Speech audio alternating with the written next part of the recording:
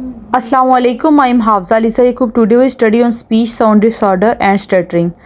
Speech sound disorder जिसे कि articulation error भी कहा जाता है, आर्टिकुलेशन डिसऑर्डर कहा जाता है। इसके अलावा स्टटरिंग जो है वो एक अलग डिसऑर्डर है। आज की वीडियो में हम इसे डिटेल में स्टडी करेंगे कि स्टटरिंग या जो आर्टिकुलेशन होता एरर होता है ये क्या होते हैं और इन्हें किस तरह से ट्रीट किया जाता है और इनके लिए कौन सी थेरेपी जो है वो रिक्वायर होती है।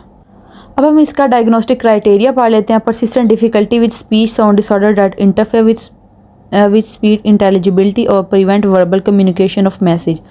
इससे क्या होता है कि जो बच्चा होता है उसके बोलने के अंदर जो है उसे परसिस्टेंटली जो है वो डिफ़िकल्टी का सामना करना पड़ रहा होता है या उससे जो है प्रॉपर साउंड प्रोड्यूस नहीं की जा रही होती, जिससे वो अपने मैसेज को जो है वो ईज़िली कन्वे नहीं कर पा रहा होता।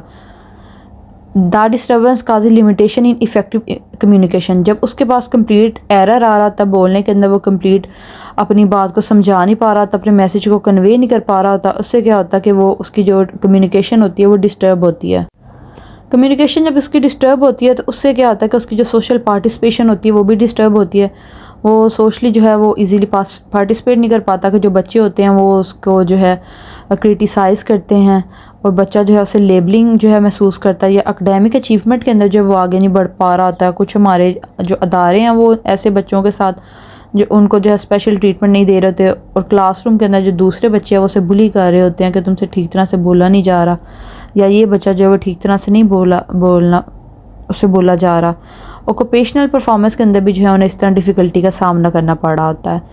इसके जो सिम्टम्स होते हैं ये अर्ली डेवलपमेंटल पीरियड के अंदर जो है ये सामने आता है, यानी कि अर्ली डेवलपमेंट जो पीरियड होता है 5 ईयर्स की एज के टाइम पीरियड के अंदर जो है 5 साल से पहले उस बच्चे को पता चल जाता है कि इसकी स्पीच साउंड डिसऑर्डर है, यानी कि आर्टिकुलेशन एरर है।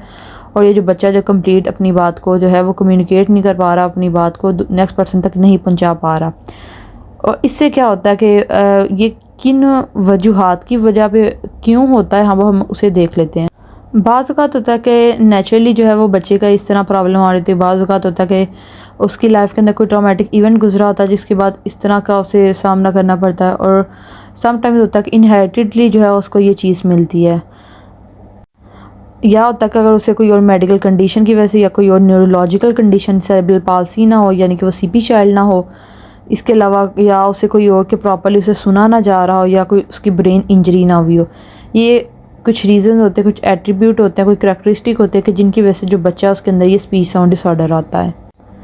अब हम इसके डायग्नोस्टिक फीचर्स देख लेते हैं। Speech sound production describe the clear articulation of the phoneme, कि इसके अंदर क्या आती है, आर्टिकुलेशन आ जाती है स्पीच साउंड डिसऑर्डर में,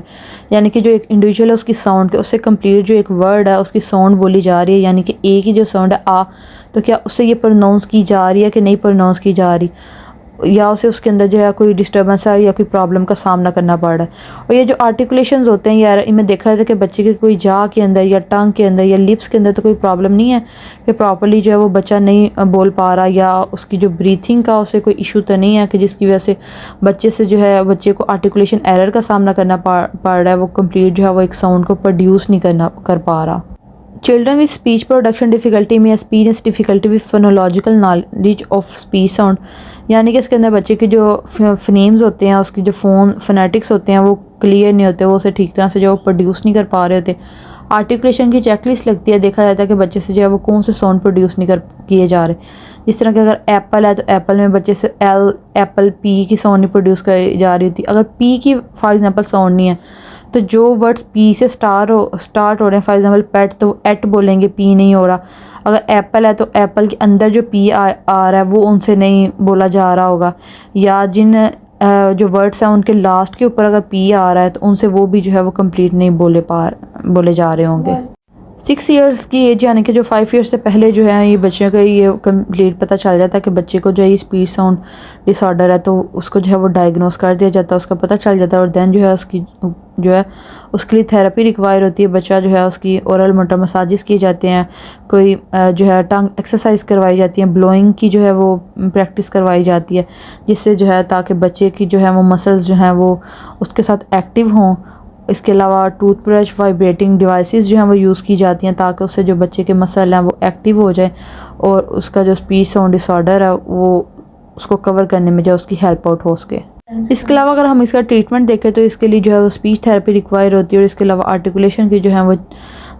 कंप्लीट लिस्ट बनाई जाती है और डिफरेंट जो है वो वर्ड्स के ज़रिए उनकी प्रैक्टिस करवाई जाती है। इसके अलावा जो है वो टंग एक्सरसाइज करवाई जाती है जिसके ज़रिए जो ये स्पीच साउंड डिसऑर्डर जो है उसको ट्रीट किया जाता है। अब हम देख लेते हैं चाइल्डहुड ऑनसेट फ्लुएंसी डिसऑर्डर, जिसको स्टटरिंग भी कहा जाता है। स्टटरिंग जो है कुछ होते हैं कि जब बच्चे बोलना शुरू होते हैं कुछ के अंदर ऑटोमेटिकली स्टार्टिंग से होती है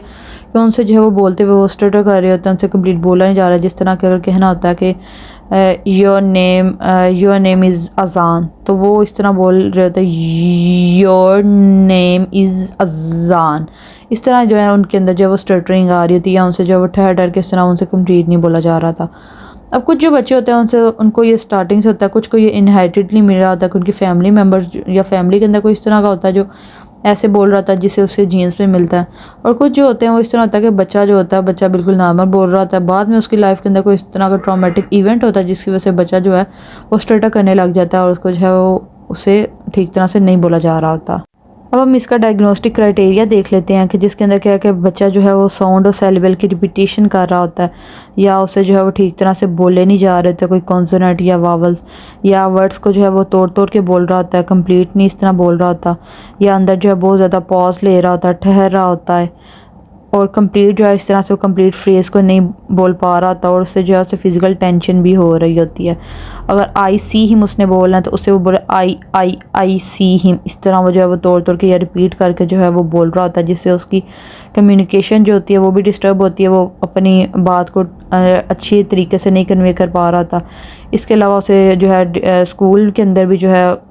उसको बुली का सामना करना पड़ता है। इसके अलावा उसकी सोशल ऑक्यूपेशनल लाइफ जो होती है वो भी डिस्टर्ब होती है। ऑनसेट चाइल्डहुड पीरियड के अंदर ही जो है इसका पता चल जाता है और इसको ट्रीट किया जाता है, और अगर इसको ट्रीट नहीं किया जाए तो ये फिर अडल्टहुड एज के अंदर भी जो ये स्टटरिंग इस तरह ही चलती रहती है और इसके साथ जो बच्चा जो होता है उसकी सोशल ऑक्यूपेशनल जो लाइफ होती है वो डिस्टर्ब होती है। और ये भी इसके अंदर हो जाता है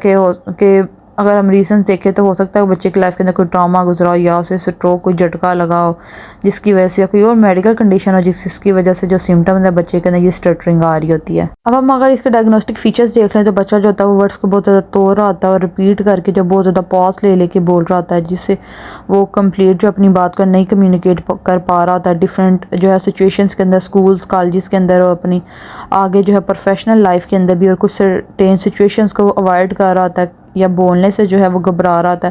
पब्लिक स्पीकिंग से वो घबरा रहा था कि मैं ना बोलूं और इधर जो है ताकि लोगों को ना पता चल जाए कि मुझे जो है इस तरह की प्रॉब्लम का सामना करना पड़ रहा है। अर्ली जो चाइल्डहुड एज होती है उसके अंदर ही ये जो है पता चल जाता है कि बच्चे को जो है ये चाइल्डहुड ऑनसेट फ्लुएंसी डिसऑर्डर या जो स्टटरिंग का सामना करना पड़ रहा है, जब बच्चा तोड़ तोड़ के वर्ड बोलता है या उसे रिपीट कर रहा था या बहुत ज़्यादा अंदर जो है वो पॉज ले रहा होता है, और उससे जो है इसको डायग्नोस कर दिया जाता है। और फर्दर जो है इसके ट्रीटमेंट के आगे ऊपर देखा जाता है कि डिफरेंट इलेक्ट्रॉनिक डिवाइसेस यूज़ की जाती हैं उसके मसल्स के लिए। इसके अलावा स्पीच थेरेपी की जाती है। इसके अलावा बच्चे को जो है उसकी साइकोथेरेपी की जाती है, उसको रिलैक्सेशन टेक्निक्स उसके ऊपर अप्लाई की जाती हैं।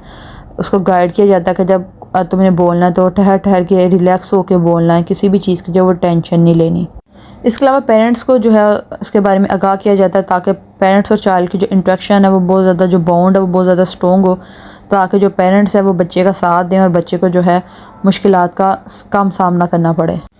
Thank you for watching.